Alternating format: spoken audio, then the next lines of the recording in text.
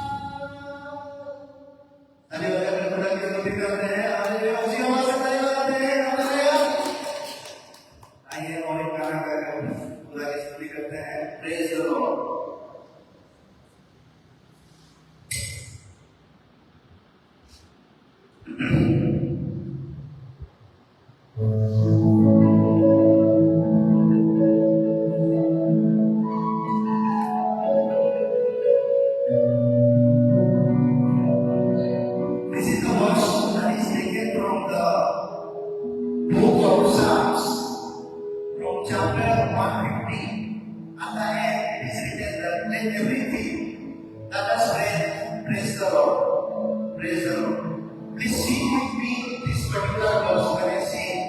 Okay? 1, 2, 3, start. Let everything. Let us pray. Praise the Lord. Let everything. Let us pray. Praise the Lord. Let everything. Let us pray. Praise the Lord. Praise the Lord. Let everything. Let us pray. Praise the Lord. Praise the Lord.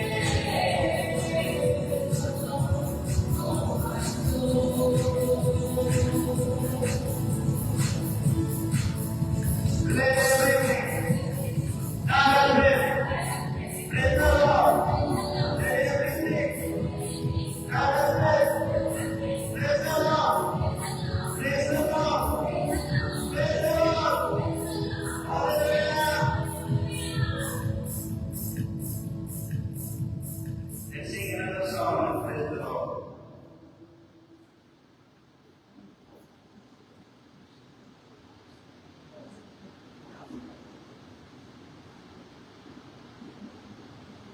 Our God is greater, our God is stronger, our God is higher than anyone. Hallelujah. Do you remember his first miracle of Jesus? You know, when he was invited for a marriage in the city of Cana, his mother Mary asked Jesus for help, and Jesus turned water into wine. Hallelujah. Let's celebrate his victory, his miracle, celebrate his name, and glorify him.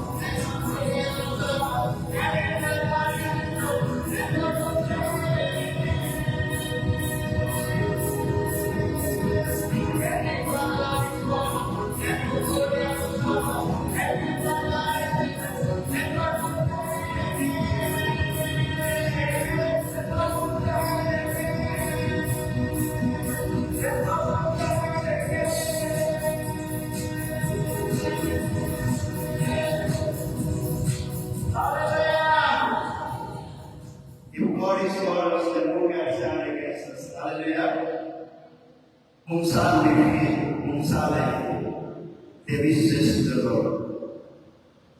Let's sing this song as we worship.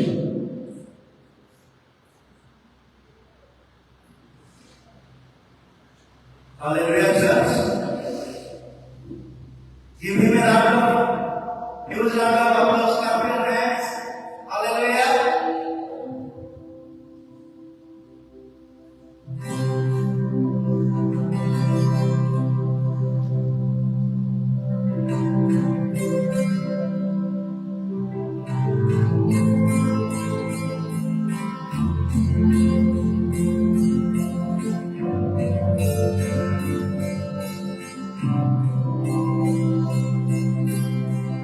You hear me when I go.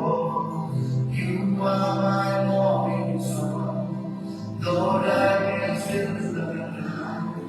Get down my love.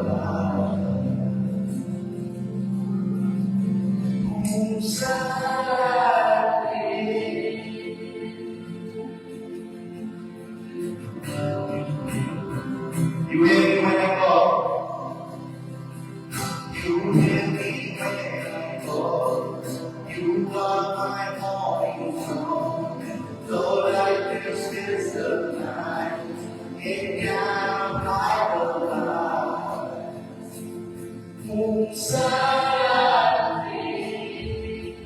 You trust the enemy.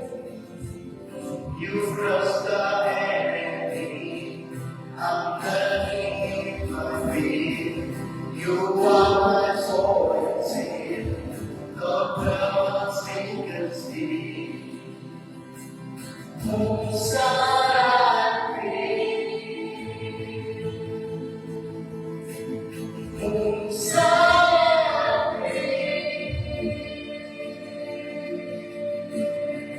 I know what people. I know who's standing on. That's all there is coming. It's always by my side. Those are going forever.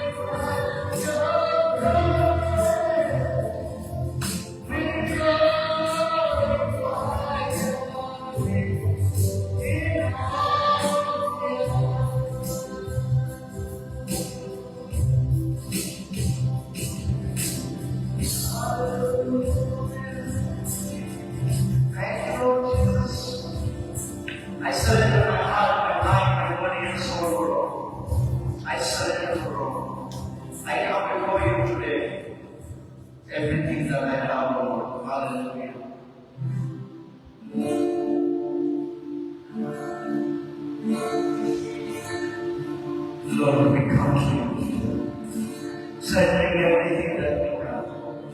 All our past, our future, our present, our worries, everything, O Lord. Here I am, now He's again, surrendering all, surrendering all.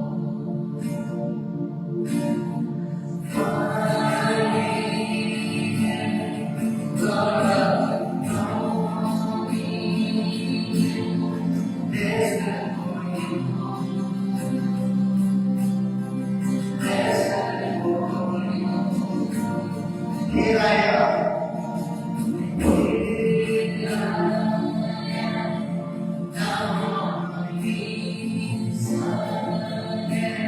Surrendering all, surrendering all. I need you, God, adore me. Desperate for you, desperate for you. I surrender,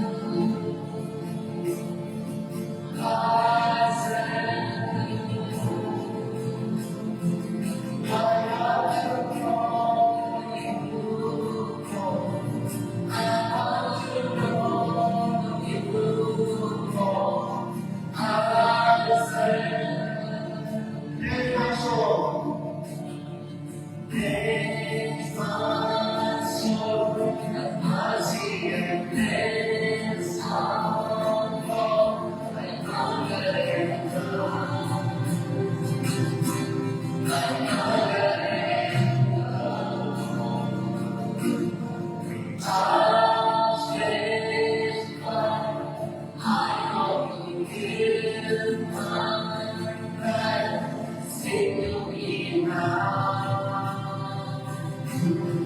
Speak to me now. I surrender. I surrender. I want to know you more. I want to know you more. I surrender. I surrender.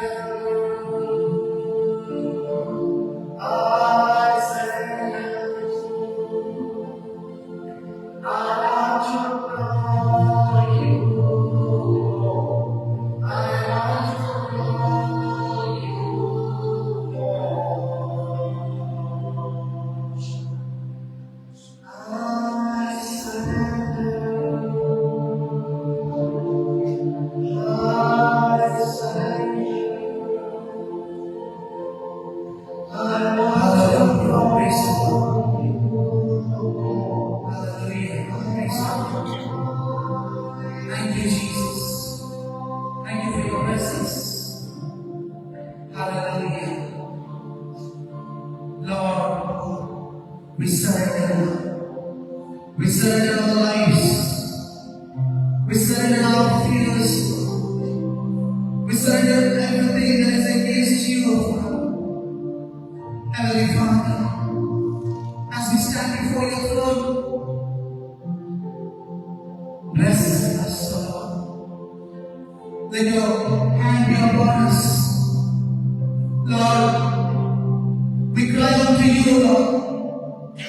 Lord, we thank you. We want to thank you, we want to praise you for every blessing you have given us. Father, we thank you that you came for us. You died on the cross for our sin, so that we may be saved. Holy Bashanda, Holy Kandana Bashika, Abari Doro Shiri and Doro, Rabbi Mambari Bashaka. Hallelujah, hallelujah.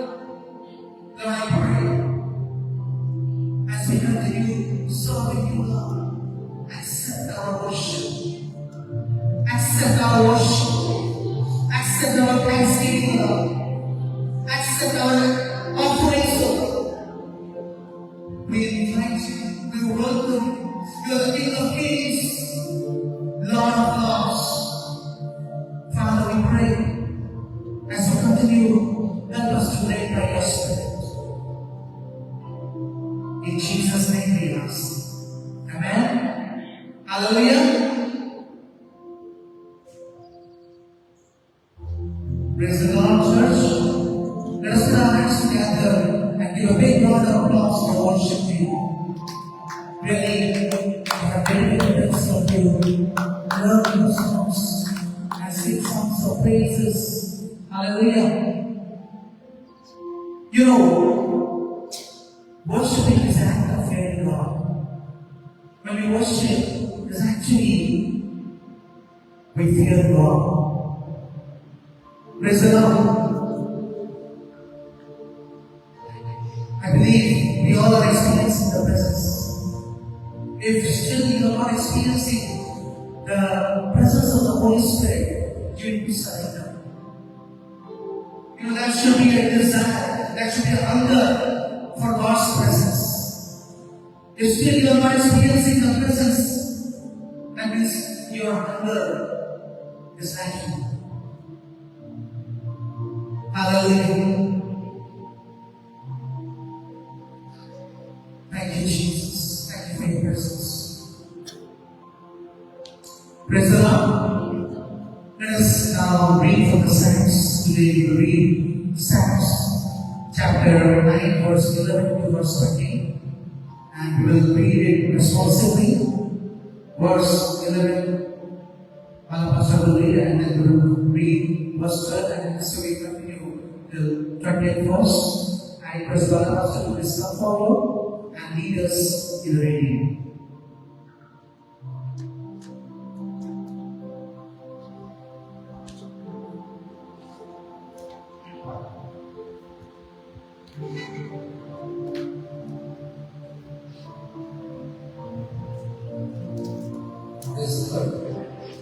So let's stand with the presence of God and we will read Psalm chapter 9, verse 11 to 20. And we will read as responsible at the reading date, and I will read verse 11 and you need to follow as you will go. So let's start with the reading of this.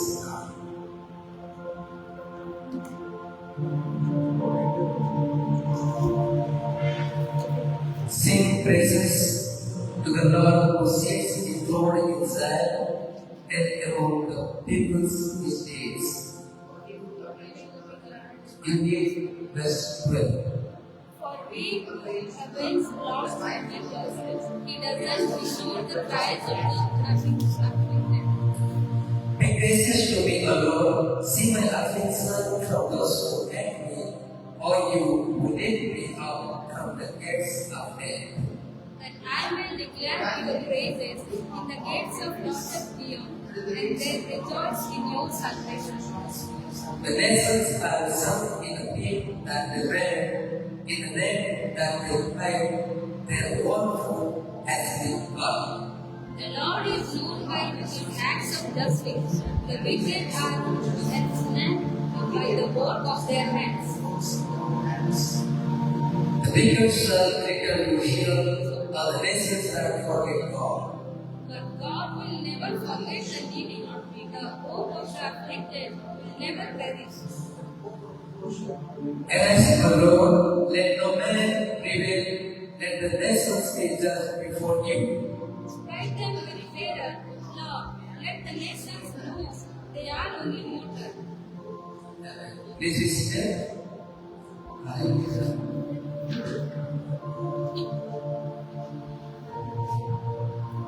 Hallelujah. Hallelujah. I thank God for this opportunity one more time.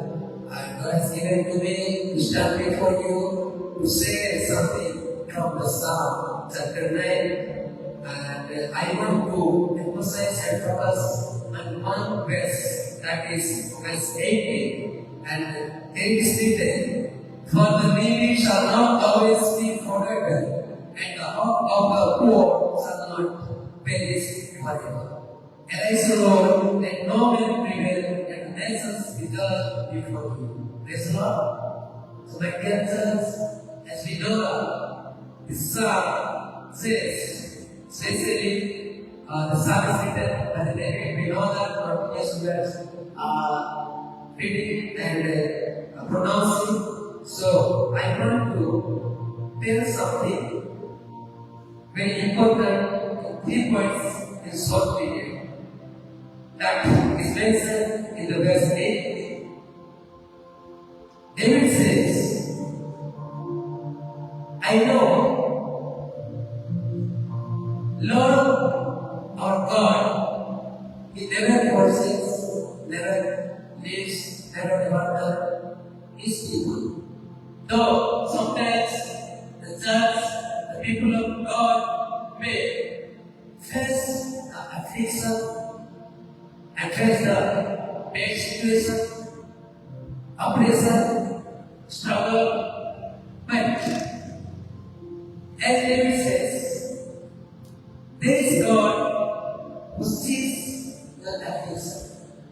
So, because of lack of time, I don't want to read all the reference, but we know that when we see Exodus chapter 3 verse 7, when the people of Israel were in Egypt, in the oppression, affliction, done by the Egyptians, the king Pharaoh, and it was very bad condition from them. The people of Israel cried out, and God says to Moses, and indeed I have seen the affliction of my people. Hallelujah. Praise the Lord. So, again, in 2 points, God remembers His people. When the people of this earth was wicked, crooked, and unrighteousness in the time of Noah. Genesis 8 verse 1 says, after the flood, God remembers Noah and his family. Praise the Lord.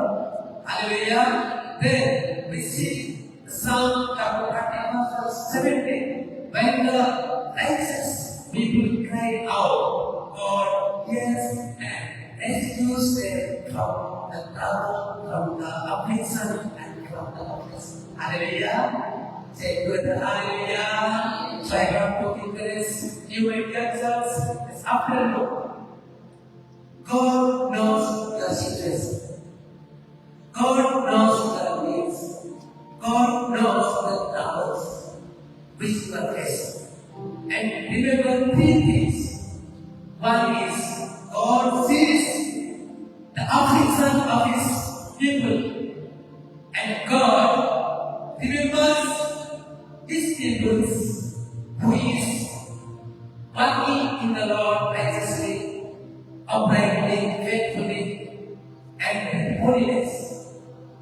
And what He does, He acts and hears the cries and prayers the people, and He came down and people understand the same way. Here we should understand, we should know. We are the people of God. We are the people of Christ. We are the church, and we know that whatever situation we are in, and God is seeing, and God will not be remain silent. And when He sees, He remembers our own situations, our problems, and help with the people understand. Now also we should remember, we should believe He comes down to rescue us from our situation, and He will establish a good place, and He will give us a blessed place as He wants for us. Hallelujah! So God bless you all, praise God.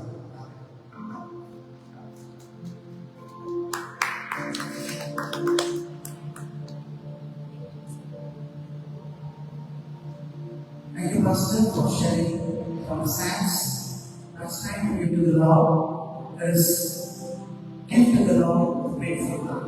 Because the Lord loves a cheerful giver. Hallelujah. As the church come forward to give the offerings to the Lord, I invite the choir to listen forward and sing a nice sweet song.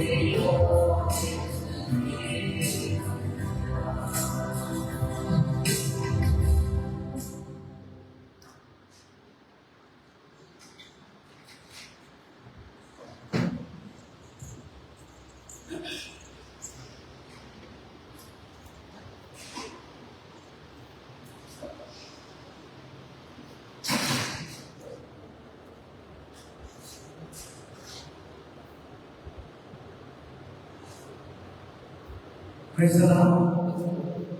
I request Brother Mark, please come forward and pray for the altar.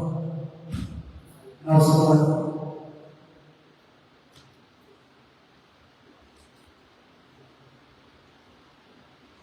let us close our eyes.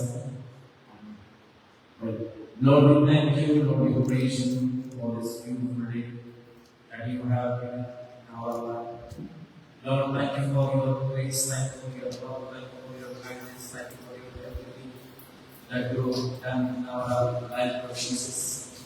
Lord, and thank you, Lord Jesus, for this wonderful presence of yours, Lord Jesus. Lord, we are very blessed people to worship you, Lord Jesus. Hallelujah. Lord, to stand praying for the offerings that which comes to your presence, which comes to your pulpit, Lord Jesus. Lord, those who are offered these all, Lord, bless them, multiply them, Lord Jesus. Lord, as well as I pray for the word of God which you are going to reveal to your people, Lord Jesus. Lord, I submit to your mighty hand, Lord, mercy. Lord, let me celebrate the depth of your word of God and to understand the depth of your words, Lord Jesus. Lord, you help us, you lead us, Lord, give us understanding so we can understand your treasure of your word of God, Lord Jesus. Lord, you help us, Lord, you guide us, Lord, you lead us, Lord, all those things as we can mighty hand and ask to pray in the precious name and Lord, Savior Jesus Christ. Amen. thank you, brother. Praise the Lord.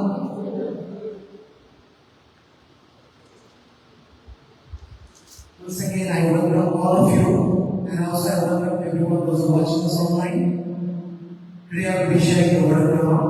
And as I was praying today, now, what should I share? The word.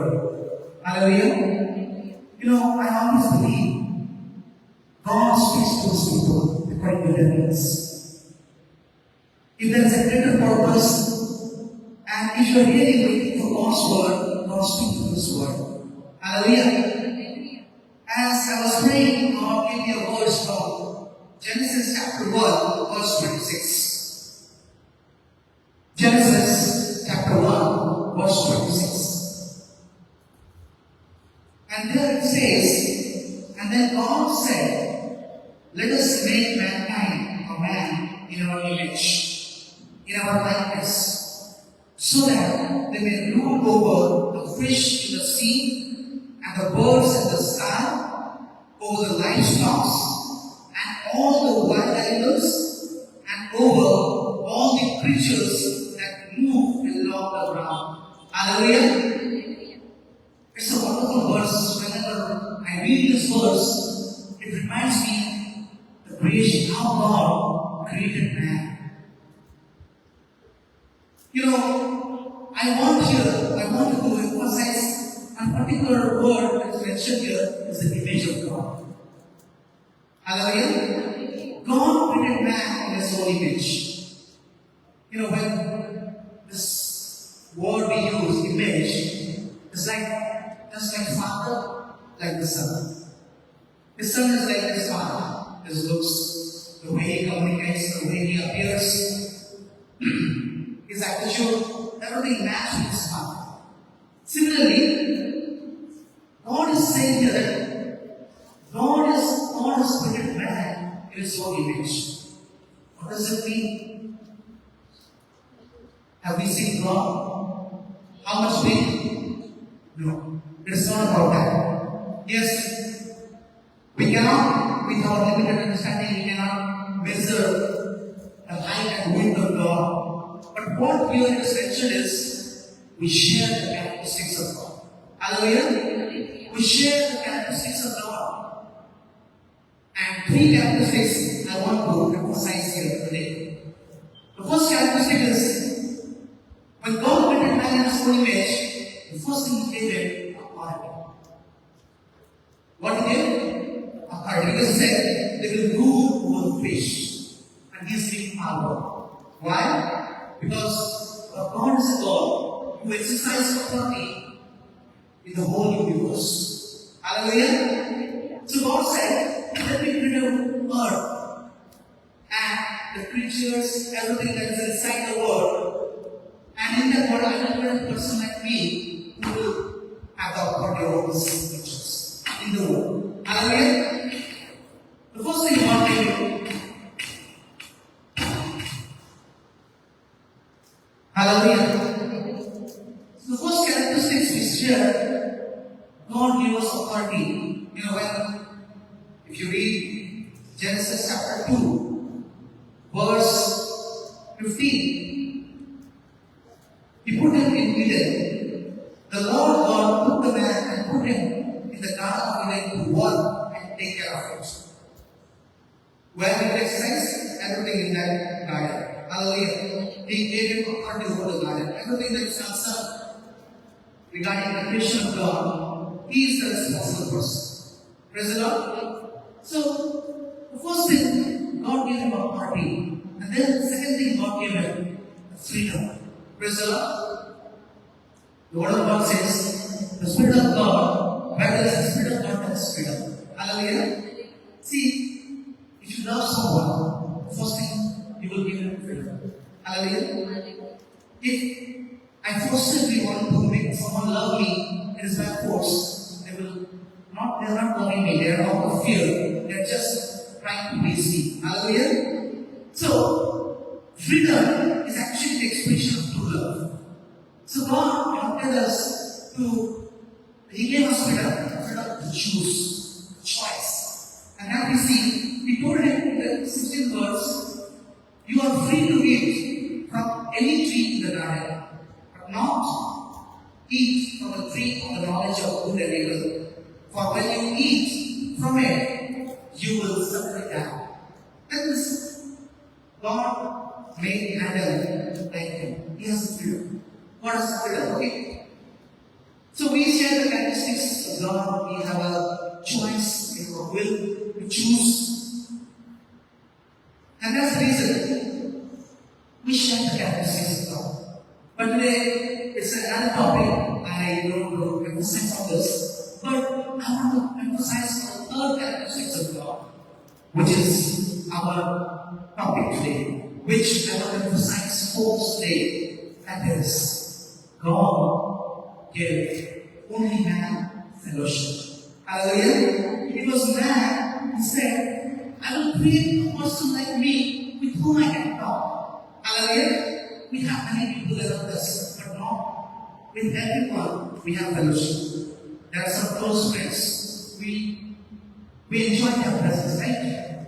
So God said, I cannot have fellowship with a pig, with a lion, with the birds, with the other animals. But I will create a person who is like me, who can understand me, what I feel, what I expect from him. Hallelujah. So God gave what?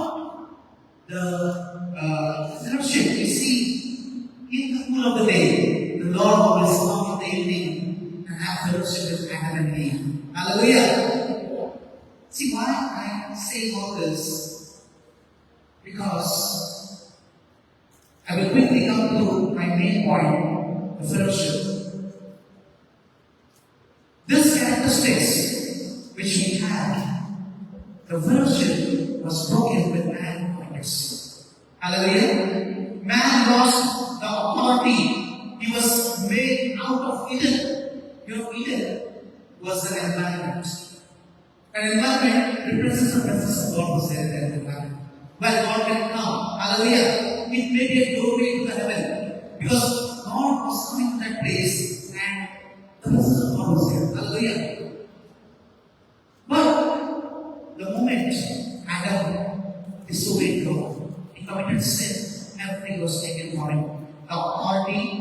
freedom. You know that Adam did not have to walk hard to borrow the food. Everything was available. He just needed to take care of it. Hallelujah.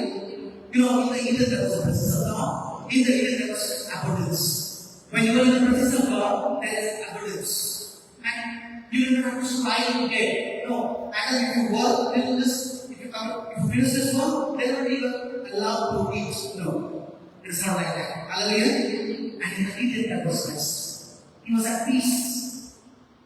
But when he disobeyed God, the first thing he lost the presence of God. Hallelujah. The fellowship of God, and he was made out from the Eden. The place where blessing was operating without him to work hard, without him to strive emotionally. Hallelujah. When he was out of Eden, God said, unless until you work hard, and sweat fall on your body, you not will be. Hallelujah. This is the world system. You know, people say, I'm working hard, I've earned many things in my life. India says, what's hard work? They are boosting it. Actually, it is not a thing of boosting, it's actually a cause. Hallelujah. Because when you are in the presence of God, you are free to eat. Eating, because God said, first seek thy kingdom and righteousness, and everything that you need will be provided, because God knows your need. So God has promised His people to provide basic needs. Today we have many basic needs. There is roti, kapra, makan, bread, house, and uniform dress. But now we have mobile picture, we have electricity. Hallelujah. So what I am trying to tell you, if you are in the presence, God's presence is in your life, your basic needs will be taken care of. Hallelujah. God has promised about this. And that's why, but He has not promised about your wants. He may or may not be in His time. Everything more than your need becomes a want. Hallelujah. See, I need a car to come here. I'm okay with my car. But I say, no, I need a BMW. And I will drive that one. And that one day I will be happy. So that's what you want. Because it's not my need. Hallelujah. Anything that becomes more than need becomes a want. And want is a promise to your want. Hallelujah. Today, what I want to focus is the fellowship was broken. But you know, God is a loving God. Hallelujah. He thought of me and took the fall. He made a plan. How this mankind will again restore back to the relationship with God again. Hallelujah. You know, Christianity is a religion. It's a religion by God. You know, in village area or in India, in village area, you know, there is a opera. Suppose like the government is after making each and every child educated. Even though the child is not interested to take that education, but still God is putting efforts to make it, hallelujah, educated. You know, God is exactly that. Hallelujah. A man like God is running after man. How he can again restore back the relationship with God, and again the relationship will be restored and he will be made. Hallelujah. The presence of God. And that's why Jesus came to this world. Praise the Lord. Jesus said that day, if you eat, then what will happen? You will die. You know, when Adam was created, he had a glorious body. The body which he has was glorious, and death was not in it. Hallelujah. Death was inactive that day in Eden. But disobedience prevailed. Hallelujah. When man disobeyed the word of God, he activated death, and death of life. Hallelujah. So someone has to die because God cannot. Hallelujah. You know, still death, the man, the body which we have in our life, having a power of deafness, definitely we are all going to die. But Jesus, because sin says the wages of sin is death. If you sin, you will die. So death doesn't come over every human being, because we no more have a glorious body. But Jesus came, He died on the cross for all our sins. The sins which the world committed till Jesus came. Till the end of the world, Jesus was saying that I will take birth, I will commit.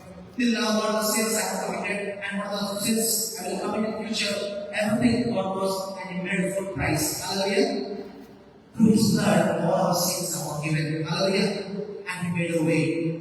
And when He come back, the Word of God says there will be a trumpet and the dead people, those who died in Christ, they will arise and they will be transformed into a new glorious world. Hallelujah. In that body, there will be no death. Hallelujah. The same body which Adam had, so that will happen till the resurrection time. Hallelujah.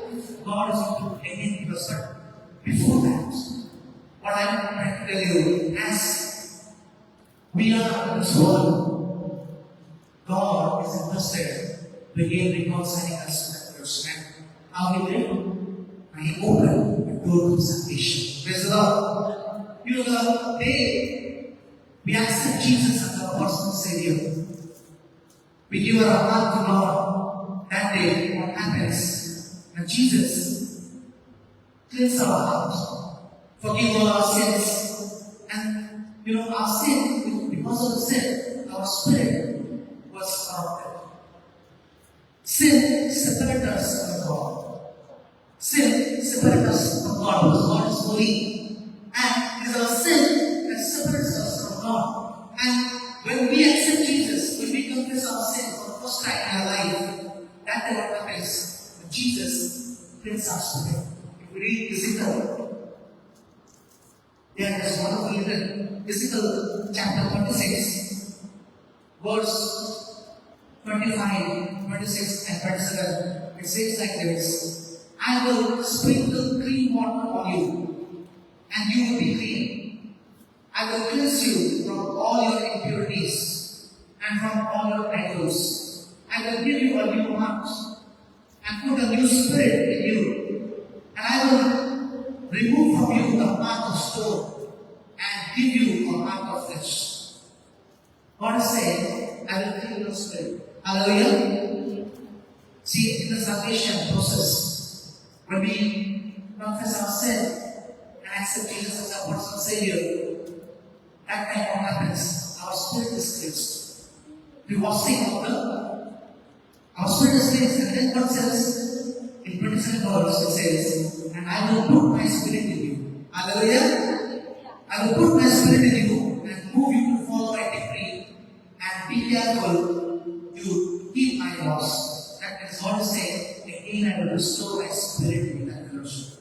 Hallelujah. That fellowship was broken in the disobedience. God is saying, when you accept Jesus as your personal Savior to salvation, the renewing of the Holy Spirit will be there.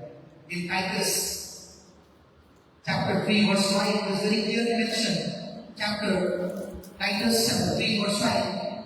He saved us not because of righteous things we had done, but because of His washing.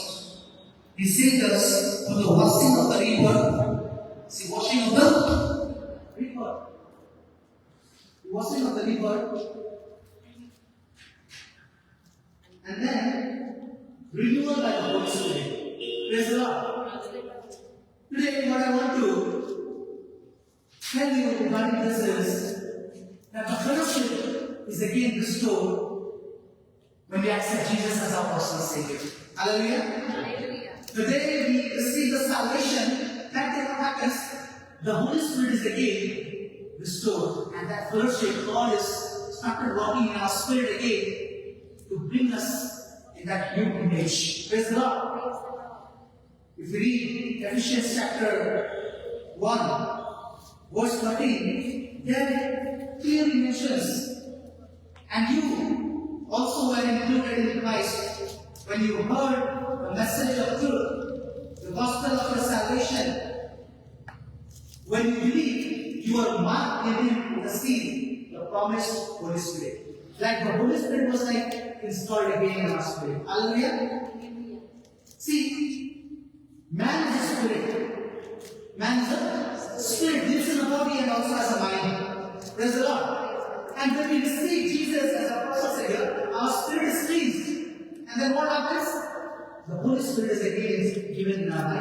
to have fellowship. Praise the Lord. Today, I want to encourage all of you. I believe you have accepted Jesus as your personal Savior. And if you have not accepted, today I want to encourage everyone watching online to confess your sin. Open your heart to Jesus. Accept Jesus as your personal Savior. Only by confessing sin and accepting Him as your personal Savior. And that's how you receive the salvation.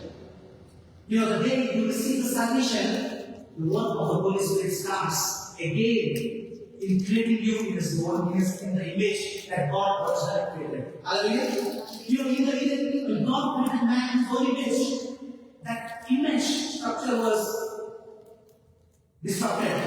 That was made, that was not made bad, that was made bad. So God is again interested in again creating that image in a perfect way. Hallelujah. And for that, He is restoring the Holy Spirit as a fellowship. Because, as I said, after the image, we have the fellowship of God. Today, I want to emphasize on the work of the Holy Spirit in our life.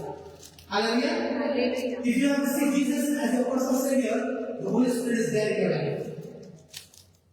And I want to give you an illustration which God taught me, explained to me. You know, there is a jar, water, full of water. Just try to visualize in my left hand, I'm holding a jar of water. Praise the Lord. A glass jar, transparent jar, where water is filled. And I have a glass in my right hand.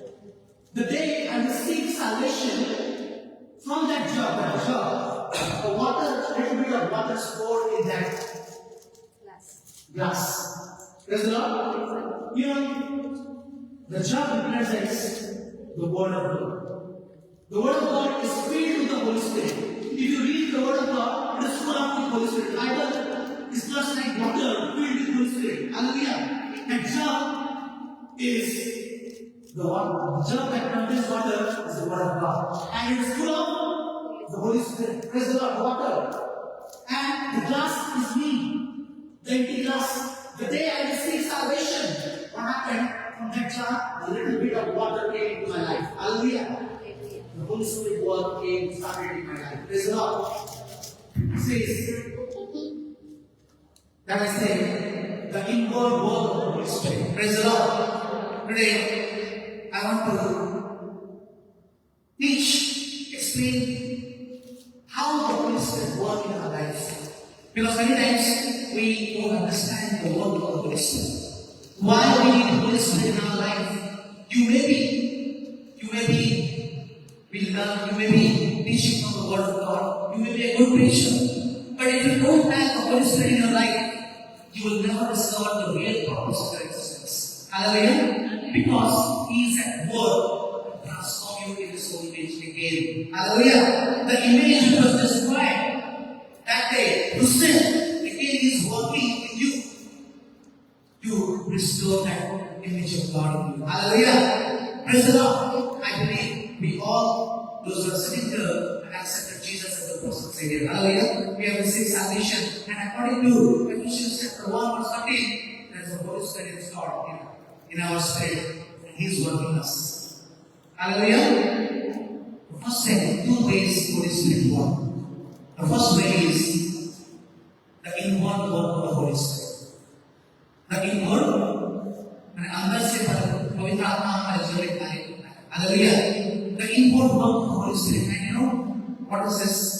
Focus to create Christ in you. Hallelujah. Read Galatians chapter 4 verse 19. Galatians verse 4:19 says, "My dear children, for whom I am again in the pain of childbirth, as if He is delivering a child, until Christ is formed in you." Praise the Lord. The Holy Spirit, the inward work of the Holy Spirit. The first way the Holy Spirit work is, let me demonstrate this. He is trying to bring God again the image of God, Christ. Praise the Lord. Again, He wants to make you a new creation. The inward work, the Holy Spirit. If you read 2 Corinthians, I will quickly go through some verses so that you will understand how the Holy Spirit works inwardly in our life. 2 Corinthians chapter 5 verse 17. Therefore, if anyone is in Christ, the new creation has come. The old gone, the new is come. Praise the Lord. You know, the inward work of the Holy Spirit starts at salvation. And his purpose, there is two purposes of the Holy Spirit working in you. The first is to make you like Christ. Praise the Lord. The image of God. And second is to develop spiritual maturity in you. Spiritual maturity. These are the two purposes of Holy Spirit working inwardly in your life. First one is Christ creation in you. Praise the Lord. And secondly is spiritual maturity. You know what's Christ nature? If we read Galatians chapter 5 verse 22, 22 and 23, there it says, but the fruit of the Spirit is love, joy, peace, forbearance, kindness, goodness, faithfulness, gentleness, and self-control. Hallelujah. This is the nature of Christ. Hallelujah. You know, when the Holy Spirit comes in our life, there's a change in your thought process. There's a change in your action. There's a change in your attitude. Hallelujah. You know, I remember when I was 19 years old, long back. One day, a lady came to our church in a youth fellowship. And I always go to church for two purposes. To have fun, because my parents are sending me go and have fellowship with people, and just gossip and enjoy and then play some drums, sing song and go back. I was in college at that time. So my mind was also, when I go to a movie and I will do all the Christian works, that was my thought process. Hallelujah. So one day, what happened in the evening, the lady came in our prayer meeting, and that day she was sharing something different I never heard before. That day she was speaking about sin. That day she was speaking about death. And that day she was telling about judgment. And as she was telling, she asked a question, is God pleased with you? What will happen if you die today and your spirit will stand before God's throne and God will judge you? Is your life pleasing to you? If God is happy with you, you are going to heaven. If He is not happy with you, you are going to hell. What happens if you die today? That's it. Because death is not the complete end of a human life. Hallelujah. Because it's the end of one side and the opening of another side. And that is for eternal. Eternal death, eternal life, life with God in heaven, eternally, life in hell with the devil, eternally. Hallelujah. Well, it is actually not the death. It's a tribulation. It's a trauma. Hallelujah. And that day, it was a great dream. I know how much, what I think, what my thoughts are, even though I appear very presentable, good before I return. But I know who I am. What are my thoughts? What I'm doing? Where I'm going? Everything is open before me because God knows I know. And if I die today, God is not happy with me, I'm sure. Hallelujah. And my husband was very glad. My grace on the way as a radio to my village where I stayed. I stopped my cycle and I started crying. I remember that day. I started crying long for me because I don't want to die. Because I know if I die, I'm going to hell. Because I'm sure you're not happy with me. I've done nothing good in my life. Lord, forgive me. And there was my conscience was making me guilty. You understand that if you die today, you will go to hell. And as I was crying, genuinely, there was a godly sorrow in my heart. And I found I had a need of forgiveness. Hallelujah. You know, Jesus, the name Jesus means salvation. And salvation means forgiveness. Hallelujah. Forgiveness of your sin. And that day, as I was praying, suddenly my heart I found a joy. There was a peace. Suddenly, I experienced. You know, the few minutes back, my aunt was condemning me. My conscience was making me guilty. And if I die today, she will go to hell. But after some times, when I genuinely confessed my sin and there was a genuine repentance, you know, suddenly there was a change in my heart. And someone saying, witnessing in my spirit, if you die today, you will not go to hell. You will go to heaven. But today you will shine with God. Hallelujah. And that is the word of the Holy Spirit. Praise the Lord. That is the salvation experience. You know, that the Holy Spirit came in my life and witnessed. That's how we receive salvation. Because receiving salvation is not donating something or going to a place. It is only knowing the need that there is forgiveness of your sin. Hallelujah. And when you accept as a sinner, God opens. God's open hands are always for you. Praise the Lord. And you know that day when I entered that my place, I was completely different person. You know, my thought process was changed. My words, the way I speak with people was changed. The way I style myself, it was changed. And that put an impression on my family, on my friends. My friends says, what happened to you? Why are you so silent? They said, I'm a of Jesus. They started asking me, I see, he's Jesus, he's a of Jesus. I remember one day, one person, just my friend, came to me and slapped me on my face. And he said anything. And everyone was, because usually I speak some authentic words and then I do something written back. But that day when I did that put an impression has changed. Hallelujah. What I want to tell you is, today, when you accept Jesus, the inward work of the Holy Spirit is transforming you, praise the Lord, into the likeness of Christ. Praise the Lord. The inward work of the Holy Spirit starts when you act the salvation. And what happens? He makes you, what? He makes you Christ-like. Christ-like nature that we read in the fruit of the Spirit in Galatians chapter 2, chapter 5, verse 22. You know, when you will find a different nature in you, and not only that, there will be spiritual maturity will also grow. You will not be afraid anymore. You will exercise faith. You will try to love others. You will not try to do things for showing purpose. Hallelujah. Everything will be changed. Today, first thing I said is allow the inward work of the Holy Spirit. If Holy Spirit is saying to do something, follow in the Holy Spirit.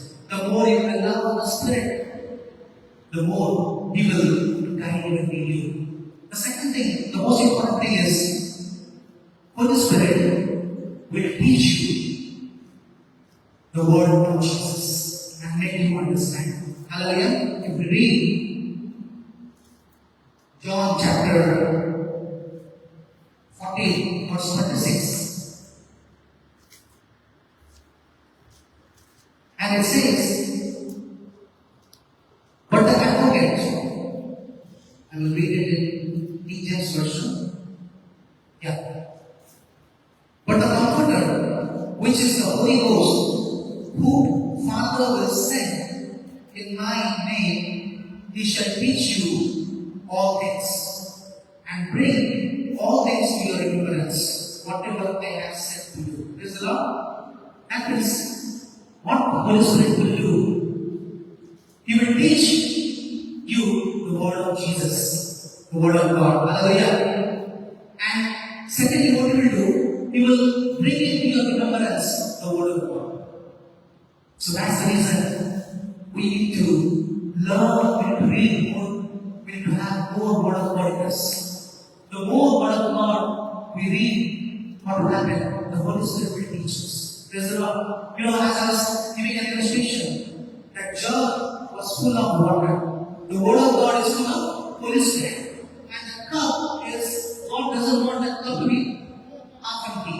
Hallelujah. You want to be filled. Be filled with the Holy Spirit. The word of God says in Ephesians chapter 5 verse 18, it says, do not be drunken but be filled with the Holy Spirit.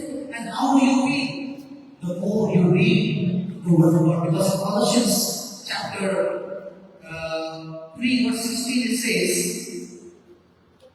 let the word of Christ dwell in you richly, in all wisdom, teaching and admonishing one another with psalms, hymns, and spiritual songs, singing with the praise in your heart to the Lord. Praise the Lord. Here it is saying, let the word of God will reach to you. It is very much important. Because if you want to become, grow in the Christ, praise the Lord. And what I'm teaching today is the inward work of the Holy Spirit. How the Holy Spirit, how we will tap into the Spirit's voice. How you will be led by the Holy Spirit. Because He is working inwardly. And how we do? You need to read the word of God more. Because the more you pour in that glass, it will be feeding. Hallelujah? It will be feeding. Because that is the primary requirement to transform you to a spiritual maturity and Christ likeness. Praise the Lord. You know, when you read the word, suddenly one day, in any situation you are going through, God will remind you. You know, a few years back, I remember my wife lost her gold earring. And she came running and started crying and told me, my earring is lost. You know, as I was praying that day, suddenly God brought a word to remembrance. You know, there was a widow who has 10 coins and one coin was lost. And the word says, will she not multiply and rejoice with neighbors? God slowly brought my remembrance, the Holy Spirit brought my remembrance that she will find and she will rejoice. Hallelujah. I told her nothing, I told her not very good to see. And you know, very dramatically, we got that good feeling. Hallelujah. It's a testimony sometimes, if God willing, she will give a testimony. But what I want to tell you is the inward work of the Holy Spirit, the light in us, the inner light. Now, if I could not read the words, I should have told because I had to go down to school. Hallelujah. But as I was praying, suddenly the Holy Spirit brought my remembrance, she will find. Hallelujah. The word that we always do. The word of God will be supporting.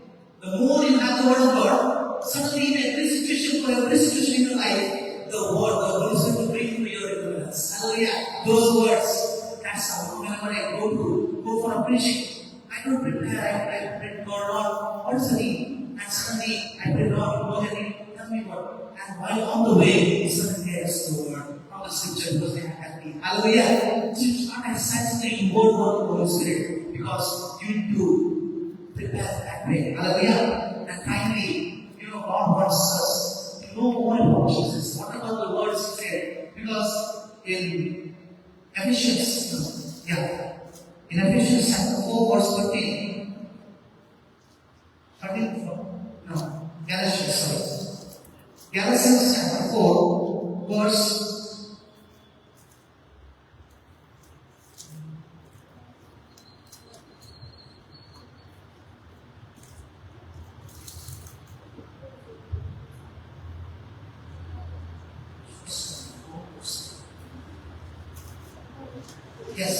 Galatians chapter 4, verse 13.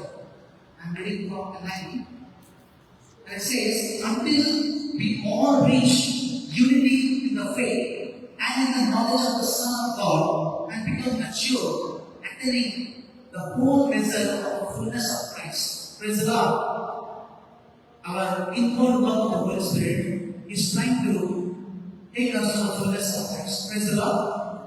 Like the image of Christ. Jesus said, I am the visible likeness of the invisible God. Praise the Lord. Today, what I want to make you understand is the work of the Holy Spirit, which starts at the salvation. Okay? And what He does in our life, He makes us Christ-like, so that we can reach the full picture of Christ. We understand, we know what are the words Christ has spoken. And the Holy Spirit teaches us and brings our remembrance, help us to live life in this world. Hallelujah. Because in 2 2 Peter verse 1, 2, it says, chapter 1, verse 2, it says, grace and peace be yours in abundance through the knowledge of God and of Jesus our Lord. His divine nature has the power, His divine power has given us everything we need for a godly life through our knowledge of Him who called us by His own glory and goodness. Through this, He has given us His very great and precious promises, so that through them we may participate in His divine nature and escape the corruption in the world caused by the evil desires. So here, He's saying everything that we need to know of Christ to live in this world, the Holy Spirit will help us. Hallelujah. So this is how the Holy Spirit worked in our life. For everyone. But there is another thing I want to tell you. There is another side of the story. Here, the Holy Spirit is interested in building us into the image of God. Like He's preparing us. But there is another thing is the outward work of the Holy Spirit. Hallelujah. Bahaya abri orang next. Remember again the illustration. A jar full of what? Water. And my glass is slowly getting filled and already overflow. When the inward flow of the Holy Spirit, when I allow the Holy Spirit to pray more, I fast, I read the Word of God, and everything will close, it is overflowing. Hallelujah. And then suddenly what happens? That glass full of water is taken up and is dropped in the jar of water. Hallelujah. What happens when the glass full of water is dropped in the jar full of water? It gets soaked. Praise the Lord. That is what is the outward pouring of the Holy Spirit. Praise the Lord. Outward pouring. That is the purpose of outward pouring is for ministry purpose. A divine calling. Hallelujah. You will see Jesus, when He prepared, like it is written, He prepared, read Luke chapter 2, verse 32. Verse 32. It says, when Jesus was reading, and Jesus grew in wisdom and stature and in favor with God and man. Hallelujah. So when the inward Holy Spirit will work in your life, you will grow in wisdom, in stature, in favor with God and man. That's how you grow. But then there will be a time come when the Holy Spirit will descend upon you. In Acts chapter 1, verse 8, Jesus was telling them, the primary purpose of outward work of the Holy Spirit is empowering you to reveal God. The inward work of the Holy Spirit is to create Christ in you. Hallelujah. But the outward work of the Holy Spirit is to reveal Christ through you. Hallelujah. Jesus. And how you do? You need the power. Hallelujah. That I say, that is one thing. Praise the Lord. There are two things. And most people today get confused with this. There's the presence of God, there's the presence of the Holy Spirit, and there's the anointing. There's the presence of the Holy Spirit, and there's the anointing. These are the two different things. The presence is in your life, the Holy Spirit is there. Hallelujah. But the anointing is the authority and the power to serve God. Hallelujah. The power that comes from my word. In Acts chapter 1, verse 8, it says, but you will receive power when the Holy Spirit comes upon you. Praise the Lord. And you will be my witness in Jerusalem and in all Judah and Samaria to the ends of the earth. Hallelujah. That is the outward pouring of the Holy Spirit. When you wait for the Holy Spirit to come, when the disciples were waiting, one day in the day of Pentecost, chapter 2, verse 1 and 2, it says, the power of the Holy Spirit came upon them. I'm not reading that verse, but still I'm reading. When the day of Pentecost came, they were all together in one place. Suddenly, a sound like blowing of a violent wind came from heaven and filled the house where they were sitting. They saw what seemed to be tongues of fire that separated and came to rest upon each of them. And all of them were filled with the Holy Spirit and began to speak in other tongues as the Spirit enabled them. Hallelujah. This is called the outward pouring of the Holy Spirit. The outward work of the Holy Spirit is only for those people, those who have calling. Hallelujah. Those who have calling. Today, I want to tell you, the outward pouring of the Holy Spirit is the anointing. Not everyone have the anointing.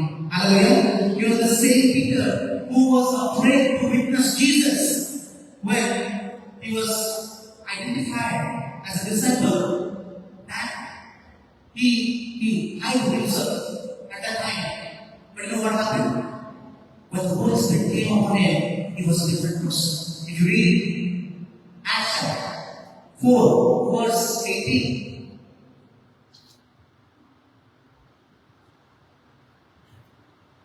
Acts chapter 4.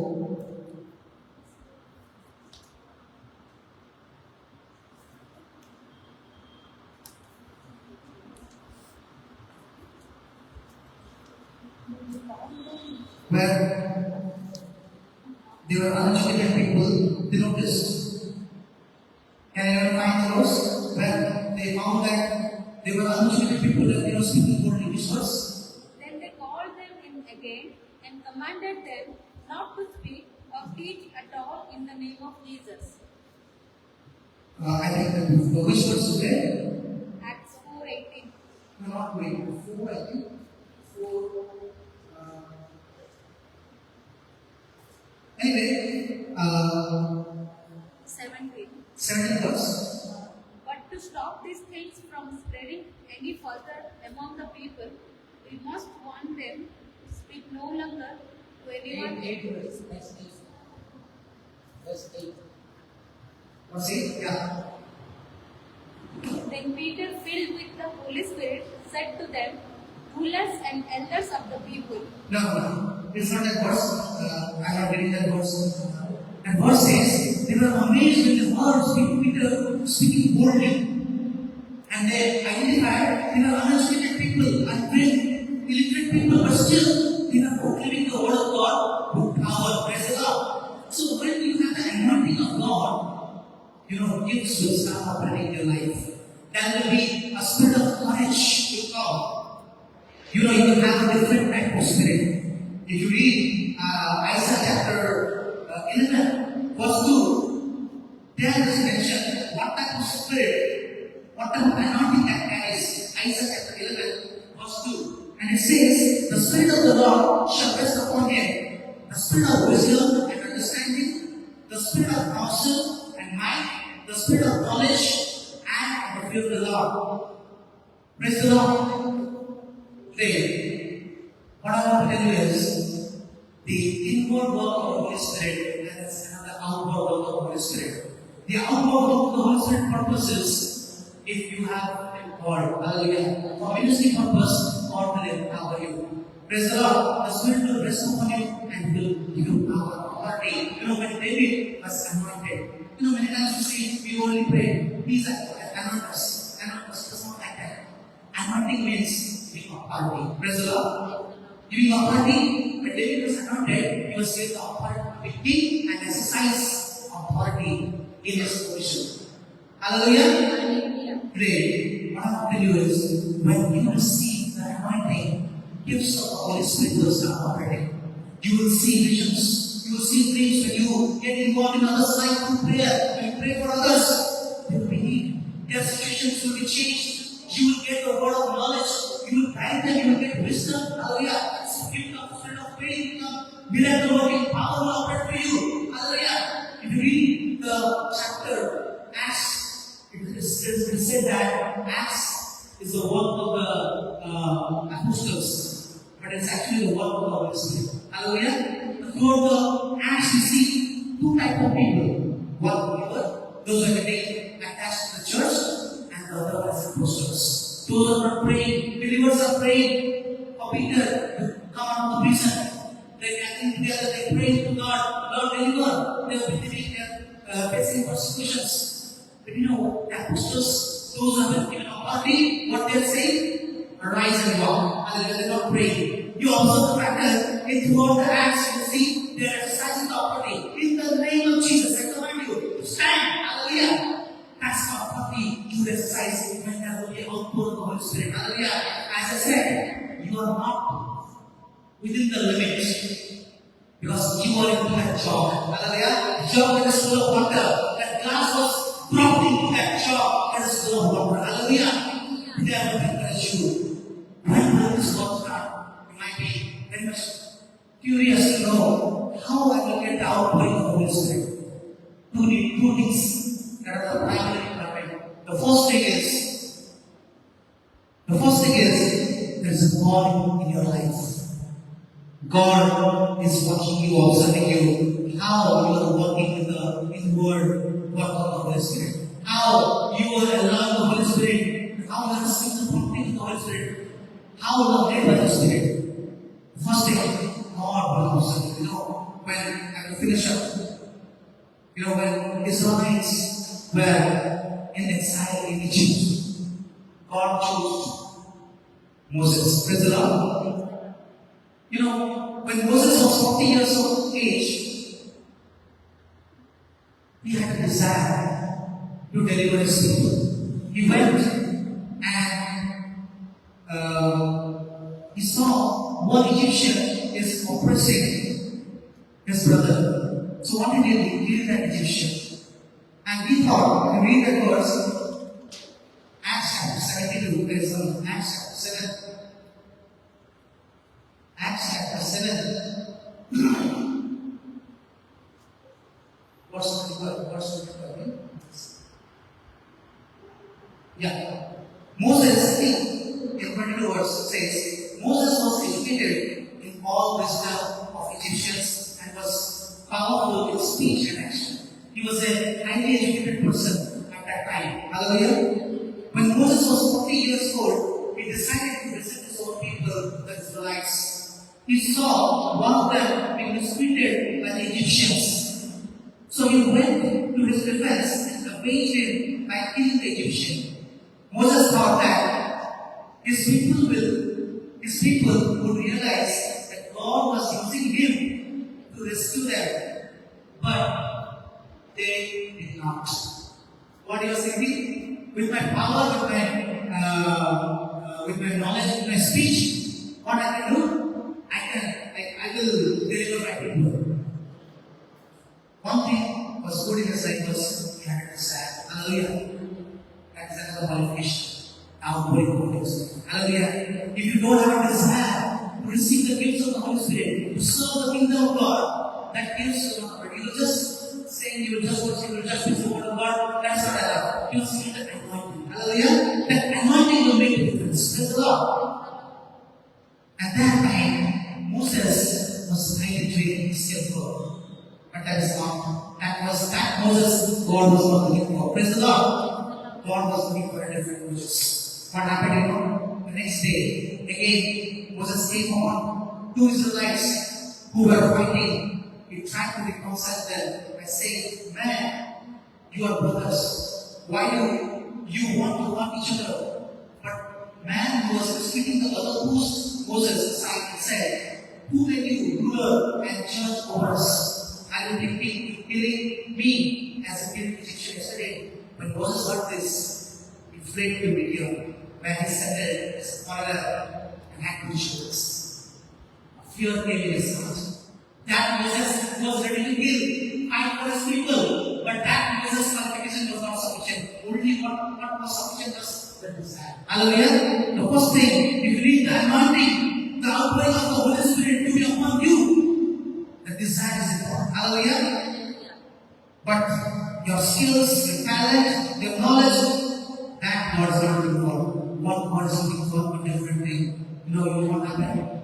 At 40 years, he was highly educated. God said, no, Moses, not your way, my way. Hallelujah. He took him to Midian. Read Exodus chapter 3, verse 1. What he was doing, Moses. Now Moses was tending the flock of Jethro, his father-in-law, the priest of Midian, and he led the flock to the far side more involved about what he was doing. What he was doing? He was serving. Hallelujah. He was a shepherd. He was shepherding the sheep of his father-in-law. And it says, suddenly, there the angel of the Lord appeared again, flames of fire from above. Within the bush, Moses saw that though the bush was on fire, it did not burn up. So Moses thought, I will go over and see the strange sight, why bush does not burn up. Hallelujah. I'm not reading, it will take time. But I want to say is, when God called Moses, it says, a simple.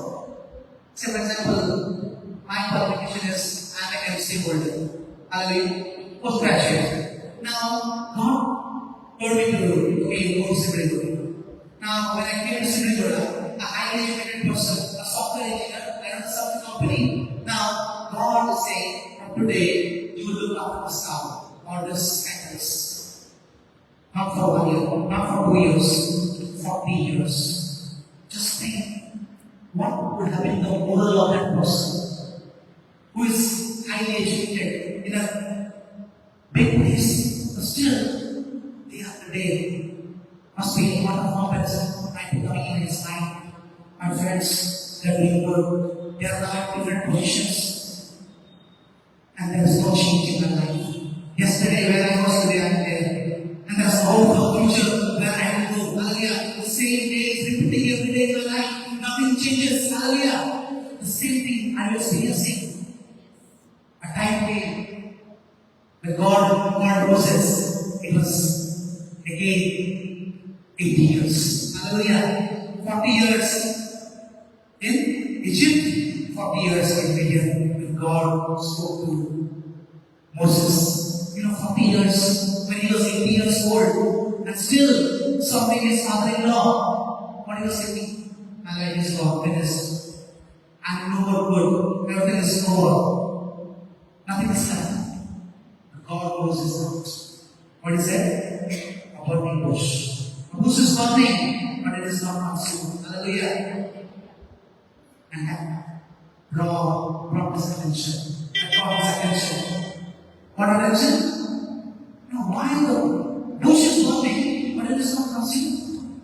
God was actually telling Moses that bush is you. Hallelujah. You are thinking, my life is finished. I am consumed. I am about to consume. But God is saying, as the bush is not going to consume, you are not consumed. You are thinking, my days are over. Hallelujah.